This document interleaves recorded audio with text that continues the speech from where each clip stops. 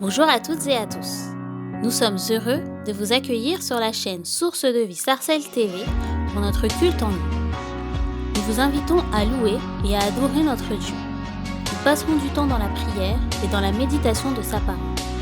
Pendant le culte, nous prendrons la Sainte Seine. Pensez à préparer du pain et du vin ou du jus de raisin afin de communier tous ensemble. N'hésitez pas à réagir sur le live chat pour partager vos prières, vos mots de louange et vos salutations afin de rester connectés les uns avec les autres. Bon culte à chacun.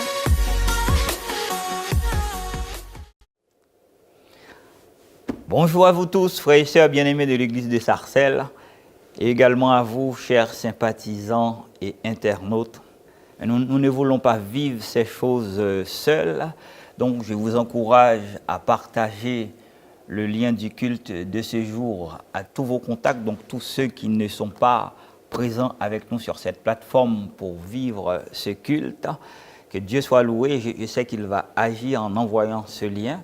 Et nous allons aussi avoir un temps de Sainte Seine. Je vais vraiment vous encourager à préparer dès à présent les éléments si ce n'est pas encore fait. Donc pensez à préparer le pain, le jus de raisin ou le vin selon votre convenance.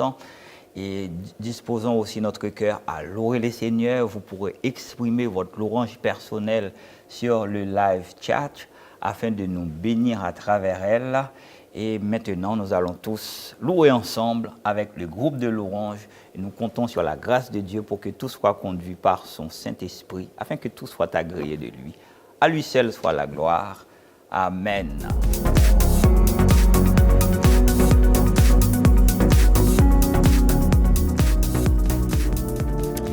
Bonjour à tous, que Dieu vous bénisse. Ce matin, je suis dans la joie de pouvoir adorer et célébrer le Seigneur avec vous.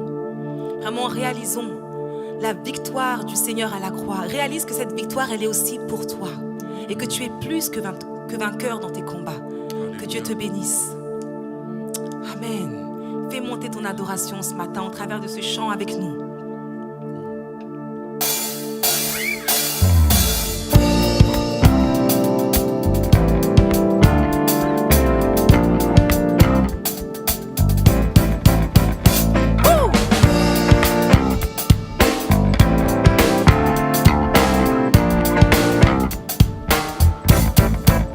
Faisons monter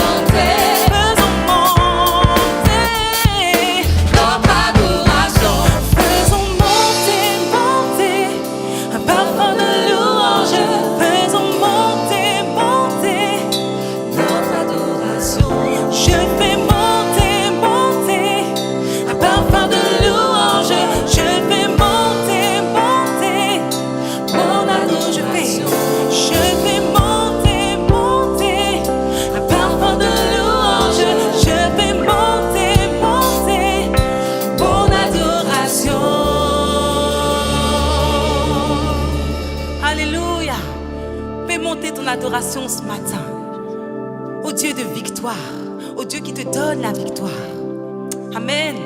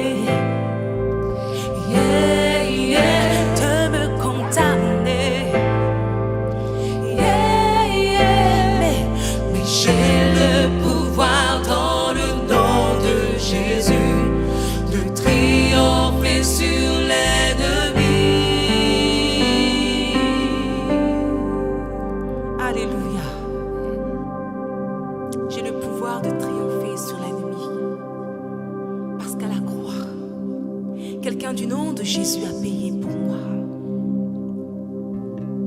À lui toute la gloire. Oh Jésus, nous voulons encore te célébrer et proclamer ta victoire. Proclamer que nous avons la victoire en toi, Jésus. Oh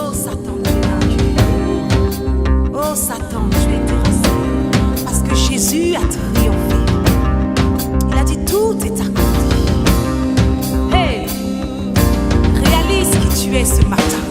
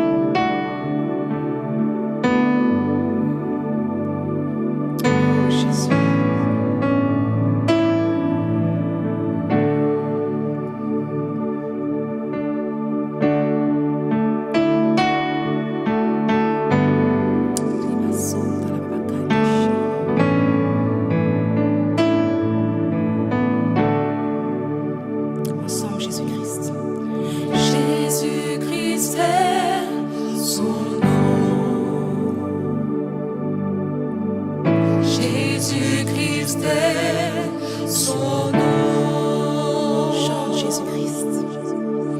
Jésus-Christ est son nom. Le nom de Jésus. Jésus-Christ est son nom. Emmanuel, Emmanuel. Emmanuel est Dieu avec son nom. Emmanuel est son nom.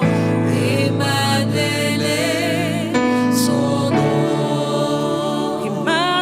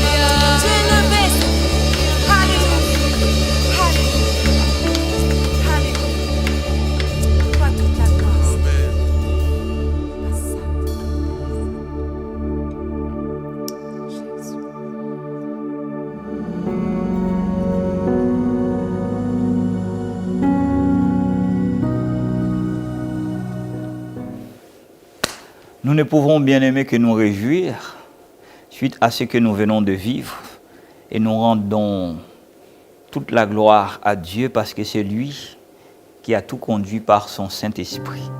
Nous allons maintenant passer au repas du Seigneur. Pour cela, je vous propose de lire un texte qui se trouve dans Hébreux 10, versets 4 à 10. Il est dit « Car il est impossible que le sang des taureaux et des boucs ôte les péchés. C'est pourquoi Christ, entrant dans le monde, dit « Tu n'as voulu ni sacrifice ni offrande, mais tu m'as formé un corps. Tu n'as agréé ni holocauste ni sacrifice pour le péché. Alors j'ai dit « Voici je viens. » Dans les rouleaux du livre, il est question de moi pour faire, ô Dieu, ta volonté. Il était venu pour faire la volonté de Dieu. Et la parole de Dieu donc continue. Il est dit, après avoir dit d'abord, tu n'as voulu et tu n'as agréé ni sacrifice, ni offrande, ni holocauste, ni sacrifice pour le péché. Il dit ensuite, voici, je viens pour faire ta volonté. Il abolit ainsi la première chose pour établir la seconde. C'est en vertu de cette volonté que nous sommes sanctifiés par l'offrande du corps de Jésus-Christ, une fois pour toutes. Amen. Il fut un temps pour se faire pardonner. Les hommes faisaient des sacrifices avec des animaux, mais ce genre de sacrifice n'était pas agréé par notre Dieu, Jésus-Christ, notre Sauveur et notre Seigneur, qui par amour l'avait compris, est venu sur cette terre. Il a payé à notre place, il a payé pour chacun de nous. Dieu a agréé son sacrifice et ce sacrifice a été fait une bonne fois pour toutes. C'est en vertu de cela que nous sommes là. C'est en vertu de cela que nous voulons commémorer donc sa mort et sa résurrection. On va prier pour recommander ces éléments à sa grâce. Seigneur Dieu Tout-Puissant, nous voulons te bénir et nous ne cesserons de te remercier pour le don de Jésus-Christ, ton Fils, à la croix. Oui, c'est en vertu de son sacrifice que nos péchés ont été pardonnés et que nous puissions aussi aujourd'hui porter le beau nom de fils et de filles de Dieu, que ton Saint-Nom soit béni pour cela. C'est avec beaucoup de reconnaissance, Père, que nous commémorons cet acte sacré que ton Fils a accompli à la croix. Daigne bénir ce pain représentant son corps et ce vin représentant son sang. Nous voulons, Seigneur, les consommer et nous comptons sur ta parole qui est la vérité pour que nous soyons guéris de toute maladie, délivrés de tout lien et continuer à vivre en suivant Jésus-Christ sur le chemin qu'il a tracé, qui conduit jusque dans ton ciel de gloire. Au nom de Jésus, nous avons ainsi prié. Amen. Prenons tous ensemble, bien-aimés, le pain et le vin.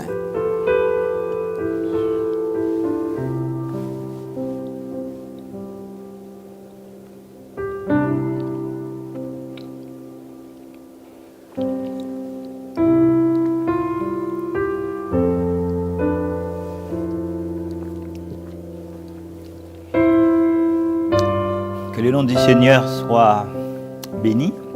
Nous allons maintenant prendre un temps dans la prière. On va prier exceptionnellement pour demander à l'esprit de révélation de se libérer dans notre vie. Donc c'est l'un des ministères du Saint-Esprit.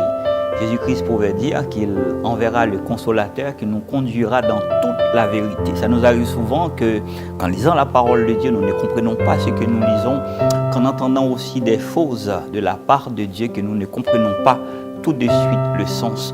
Mais le Saint-Esprit, qui conduit dans toute la vérité, peut libérer l'esprit de révélation en nous, afin que nous puissions être au bénéfice des grâces de Dieu en ayant la connaissance et en comprenant aussi les choses que Dieu nous communique. Seigneur Dieu Tout-Puissant, nous voulons encore te bénir, Seigneur, pour tout ce que tu as accompli dans notre vie.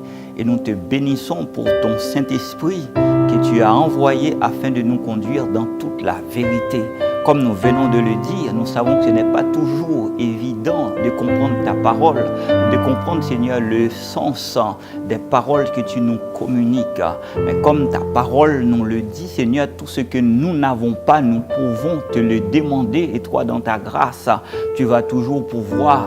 Et maintenant, nous ouvrons notre cœur à toi afin de t'inviter, Seigneur, par ton Saint-Esprit, l'Esprit de vérité, à prendre toute la place en nous, afin qu'il puisse nous éclairer pour comprendre, Papa, ta parole et ainsi pour agir toujours en toute intelligence pour ta seule gloire.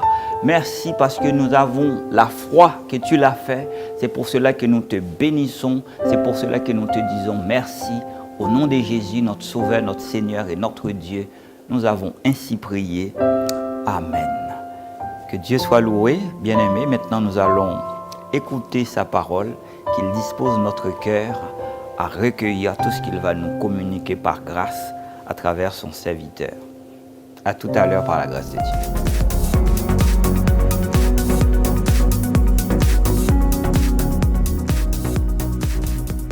Bonjour, bien-aimés dans le Seigneur, vous qui êtes connectés ce matin, que Dieu vous bénisse. Nous avons comme thème « Réveillé par le Saint-Esprit ». Et ce matin, par la grâce du Seigneur, je parlerai plus précisément du rôle et de la place de la repentance dans le réveil. Ce thème est très important parce qu'il correspond aux besoins actuels de l'Église. L'Église passe un temps de relâchement, un temps d'assouplissement, un temps de somnolence, un temps de négligence. Les chrétiens se sont rétrogradés, tout simplement parce qu'ils sont endormis dans le péché. L'Église dort, les chrétiens dorment. Voilà pourquoi il est écrit dans le livre d'Éphésiens 5, 14, « Réveille-toi, toi qui dors, relève-toi d'entre les morts et Christ t'éclairera. » Gloire au Seigneur. L'Épître des Romains, chapitre 13, verset 11-14, nous dit ceci. « Cela importe d'autant plus que vous savez en quel temps nous sommes. C'est l'heure de vous réveiller en fin du sommeil. Car maintenant, le sommeil est plus près de nous lorsque nous avons cru. La nuit est avancée, le jour approche. Dépouillons-nous donc des œuvres de ténèbres et revêtons les armes de lumière. Marchons honnêtement comme en plein jour, loin des orgies et de l'ivrognerie, de la luxure, de la débauche, des querelles et des jalousies. Mais revêtez-vous du Seigneur, Jésus-Christ, et n'ayez pas soin de la chair pour en satisfaire les convoitises. Bien-aimés dans le Seigneur, à travers ces versets, l'apôtre Paul nous montre l'état de l'Église de Jésus-Christ dans le temps de la fin dans lequel nous sommes. En effet, il nous est demandé de sortir du sommeil spirituel. L'Église est tombée dans un sommeil spirituel tellement profond qu'il faut une mise en garde du Seigneur pour nous aider à prendre conscience. Le réveil présuppose que l'Église est tombée dans un état de déchéance. Ainsi, l'Église a besoin du réveil afin que le feu soit réellement rallumé et que l'esprit soit ranimé. Nous pouvons également définir que le réveil est le résultat d'une sérieuse prise de conscience. C'est le fait de sortir du sommeil spirituel profond dans lequel on est plongé. Tout cela pour ne pas rater le temps de la visitation divine. C'est le retour à l'obéissance à la parole de Dieu. Ce qui amène le sommeil spirituel du Seigneur, c'est le péché. C'est la désobéissance à la parole de Dieu. Et vous devez savoir que tout réveil implique toujours une conviction du péché de la part de l'Église et nécessite une repentance. L'état de somnolence ou du sommeil spirituel est caractérisé spécialement, plus précisément par une vie de péché, quand la chair est dominée par rapport à l'esprit, selon Galates 5, 19, 20. Quand l'esprit de mondanité se glisse dans l'église, quand il y a un manque d'amour fraternel dans l'église, par le manque du pardon et de confiance par les chrétiens, par manque d'esprit de sainteté, l'impureté s'est installée dans nos vies et dans nos pensées. Vivre dans les ordres spirituels, dans les ordres sexuels est devenu normal. Bien aimé, les sommets spirituels se manifestent par le manque d'intérêt dans les choses spirituelles. Les choses spirituelles ne sont plus au centre de notre préoccupation. Regardez les réseaux sociaux dans l'église pendant le culte est devenu normal. La crainte de Dieu n'existe plus. Voilà les signes du sommeil spirituel. Quand nous regardons l'église de la Odyssée, Apocalypse 3, versets 15 à 17, il est écrit ceci. Je connais tes œuvres.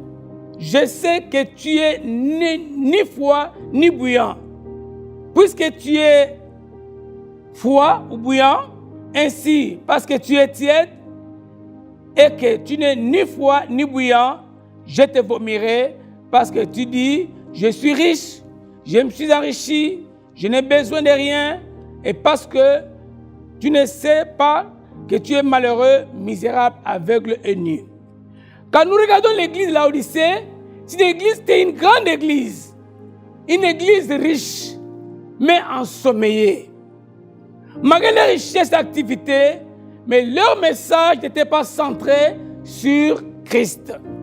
C'était une église tiède.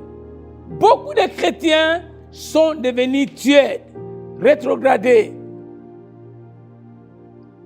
Une église pauvre spirituellement. Dieu appelle une église tiède, une église qui n'a pas de communion avec le Saint-Esprit. Une église qui n'a pas de communion fraternelle. Donc je pourrais dire tout simplement que ce ne sont pas les activités, les organisations qui appellent le réveil, mais c'est la repentance totale. Quand nous regardons également l'église d'Éphèse, Apocalypse 2, 4, 5, il est écrit ceci. Mais ce que j'ai contre toi, c'est que tu as abandonné ton premier amour. Souviens-toi donc d'où tu es tombé, répands-toi et pratique tes premières œuvres. Sinon, je viendrai à toi et j'ôterai ton chandelier de sa place, à moins que tu te repentes. Bien aimé, c'est une église qui avait de grandes œuvres, de bons programmes, mais une église refroidie.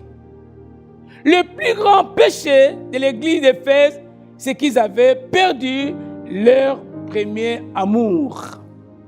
Bien aimé, combien de personnes dans l'église ont perdu leur premier amour? Ils ont abandonné Dieu. Combien des hommes de Dieu aujourd'hui, ou des chrétiens, qui ne passent pas beaucoup de temps dans la présence de Dieu, depuis que nous sommes convertis. Mais c'était une église riche. Une église qui vivait dans l'abandon de son premier amour, dans l'abandon de la sainteté, dans l'abandon de la vérité, dans l'abandon de notre zèle pour la grande mission que le Seigneur nous a laissée. C'est de cela que nous devons nous repentir, bien-aimés dans le Seigneur. Nous avons aussi beaucoup à nous pardonner les uns les autres. Les serviteurs doivent se pardonner entre eux. Les couples doivent se pardonner entre eux. Les parents avec les enfants doivent le pardonner. Et les hommes de Dieu, les serviteurs, le couple, les chrétiens doivent se pardonner entre eux. Cela est très, très important. Vous devez savoir, Seigneur, que la vie du péché attriste le Saint-Esprit. Comme il est écrit dans le livre d'Éphésiens 4, verset 30, N'attristez pas le Saint-Esprit par lequel vous avez été scellés pour le jour de la rédemption. Quand le Saint-Esprit est attristé, c'est les œuvres de la chair qui dominent dans l'Église. On organise des activités dans l'Église, des concerts, mais laisse-moi vous révéler ceci. Les concerts, les activités ne peuvent réveiller l'homme qui est endormi. Ce n'est pas la richesse de l'Église ou le nombre de fidèles qui amène le réveil, mais c'est la repentance sincère et authentique qui amène le réveil dans l'Église de Dieu. Il y a le réveil quand le pouvoir du monde et du péché est brisé dans la vie du chrétien. On parle du réveil quand les chrétiens retrouvent à nouveau l'avant-goût du ciel et le nouveau désir d'union avec Dieu. On parle du réveil quand le charme du monde est brisé et le pouvoir du péché est vaincu. C'est quand les serviteurs se pardonnent entre eux. C'est quand les jalousies disparaissent. C'est quand les querelles disparaissent. C'est quand l'amour prend place. En cela, nous parlerons du véritable réveil. Le premier pas dans un véritable réveil est une repentance, un brisement de cœur qui nous jette dans la poussière devant Dieu avec une profonde humilité et l'abandon du péché. C'est le véritable retour à l'obéissance à la parole de Dieu. Gloire au Seigneur. Je me souviens encore de cet homme qu'on appelle David.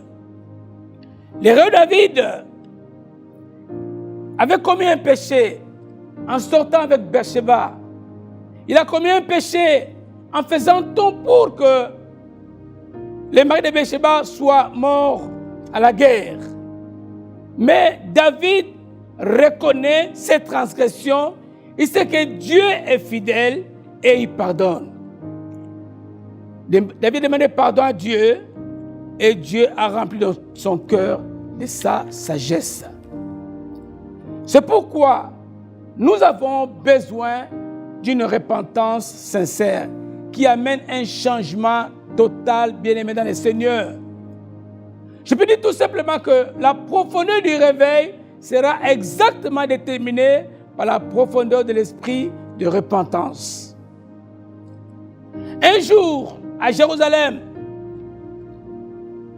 le jour de la Pentecôte, il dit que Pierre a pris la parole. Les participants qui étaient à la première réunion interrogèrent Pierre. Ils se sont dit, hommes frères, que ferons-nous après avoir écouté un tel message? Que ferons-nous? Que ferons-nous? Pierre répondit, repentez-vous. Bien-aimés, c'est la seule solution pour que nous puissions connaître un véritable réveil dans l'Église de Dieu. Il serait inutile de pouvoir commencer d'abord à prier sans pouvoir se repentir. La repentance vient avant. La repentance précède le réveil. La repentance est nécessaire. Vous savez, quand vous vous repentez et que vous demandez pardon à Dieu, ce Dieu que nous servons est miséricordieux. Vous demandez pardon à Dieu, la miséricorde de Dieu, et quand vous plaidez le mérite du sang de Jésus-Christ, vos péchés sont purifiés et le Saint-Esprit vient ranimer votre esprit qui était endormi. Cela se passe par la repentance. S'il n'y a pas de repentance, le Saint-Esprit est attristé. Il n'agit plus, il ne fait plus rien. Parce que c'est une personne qui est attristée. Mais quand vous vous repentez, dans sa miséricorde, il vous pardonne. Et que le sang de Christ également vous purifie. Et le Saint-Esprit prend place dans votre vie et que vous verrez que le chrétien est ranimé parce qu'il s'est repenti. Si tout le monde est réveillé, l'Église sera également réveillée. Si le pasteur est réveillé, les chrétiens seront réveillés.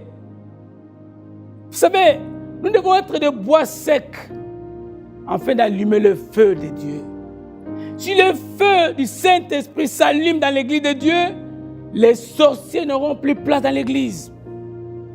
Il y aura des guérisons spectaculaires. Même quand les chanteurs commenceront à chanter, il y aura des guérisons extraordinaires, des délivrances extraordinaires. Parce que l'Église est remplie du Saint-Esprit. Parce que le feu de Dieu s'est allumé dans l'Église, Seigneur, au travers de la repentance. Bien dans le Seigneur, laisse-moi vous dire quelque chose ce matin, tout simplement de vous réveiller. Dites à ton frère ou à ta soeur qui est à côté de toi, réveille-toi, toi qui dors. Et Christ t'éclairera. C'est le seul moyen où nous pouvons connaître un réveil dans l'Église du Seigneur.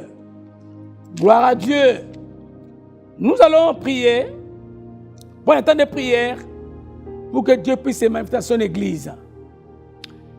Dieu de gloire, Dieu de bonté, Dieu d'amour. Je viens encore ce matin remettre ton peuple entre tes mains, Seigneur. Étends ta main puissante. Je sais que tu es un Dieu miséricordieux. Tu es un Dieu compatissant. Tu es un Dieu d'amour. Un Dieu qui pardonne. Un Dieu qui oublie nos fautes. Un Dieu qui oublie nos iniquités. Nous avons péché, Seigneur. Nous avons négligé ton œuvre éternelle. Nous avons négligé ta parole éternelle. Mais nous avons besoin de toi. Pardonne tes serviteurs. Pardonne ton Église. Pardonne tes enfants, oh Dieu. Et que ton sang précieux, Seigneur, puisse nous purifier. Et que ton sang, Seigneur, puisse nous laver, nous justifier. Et que le Saint-Esprit, ô Dieu de gloire, puisse nous ranimer. Afin que nous puissions vivre un réveil total dans ton Église. Béni soit ton nom, Seigneur, pour tout ce que tu accompliras dans la vie de mon frère, dans la vie de ma sœur. Au nom de Jésus-Christ, nous disons tous Amen. Que Dieu vous bénisse, bien-aimés dans le Seigneur.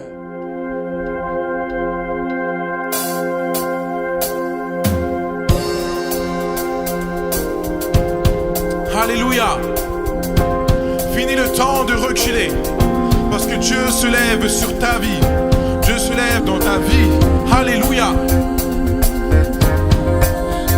Oh, fini le temps de reculer sous les assauts de l'adversaire. Dieu se lève. Alléluia.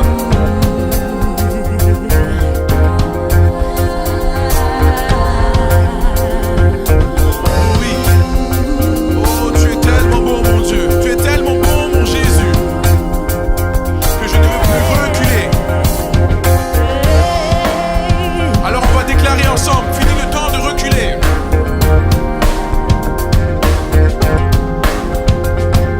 Fini le temps de reculer sous les assauts de l'adversaire.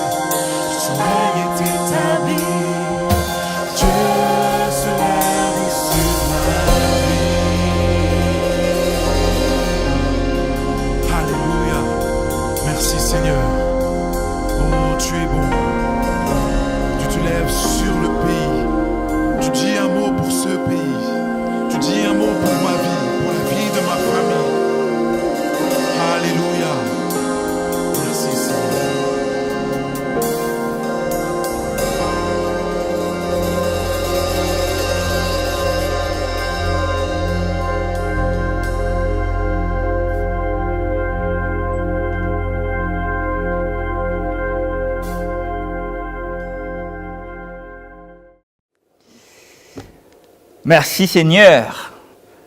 Nous avons pu entendre sa parole qui nous a bénis et on a été bénis également à travers ce temps de louange. Que Dieu soit loué pour tout cela.